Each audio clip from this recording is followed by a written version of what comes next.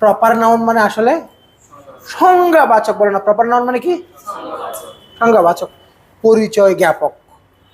এখন মনোযোগ দিয়ে শুনিও, এখানে কোনো কোনো কৌশলও দিচ্ছি না, কোনো নাটক ঢং না, সিম্পল জীবনের সাথে কানেক্টেড কথা দিয়ে জিনিসটা মাথার মধ্যে স্থির হওয়ার মতো কথা। দেখো তো, হাসান কি? হাসান শব্দটা তার জন্য প্রপার নাউন না? Proper noun.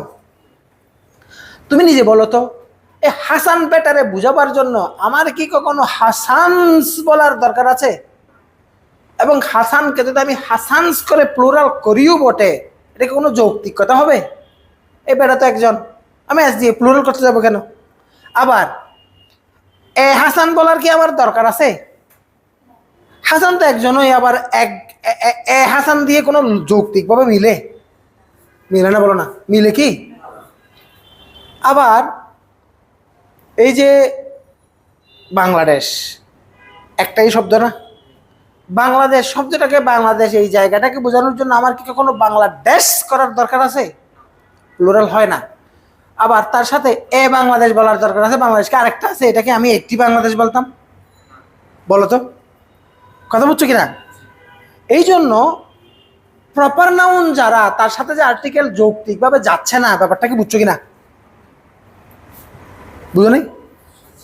যা প্রপার নাউন তার সাথে যদি আর্টিকেল মনে করো জোর করে বসিয়েও দিলা, মিলে কি? আসলে কথাটা হচ্ছে, তুমি মুখস্থ করিও না, তুমি নিজে থেকে বুঝে নাও। হ্যাঁ, হাসান, করিম, ফাহিম, এত আমার দরকারও নাই। মুখস্থ করিও না, এমনি এমনি এমনি লজিক্যালি চিন্তা করো, তোমাকে দরকার আছে হিসাব তো শেষ। যত প্রপার নাউন আছে তার সাথে আমরা কি বসাবো না? এ বা এন বসাবো না, ঠিক না? এবার আসো,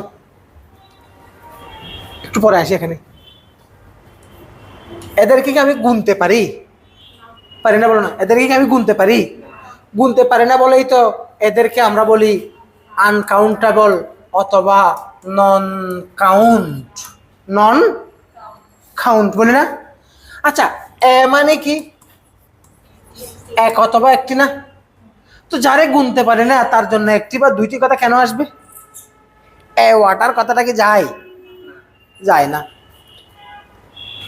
এ অনেস্টি কথাটা কি মিলে না? তার মানে এই যে পুরা জাত, এই তিনটি জাতের সাথে কারো সাথে আর্টিকেল এ অথবা এন বসে না, বসে না, বসে না। তার মানে কয়টা প্রকার বাদ গেল? চারটা। আর দুইটা প্রকার আছে। এই শব্দটা নাও, কালেকটিভ।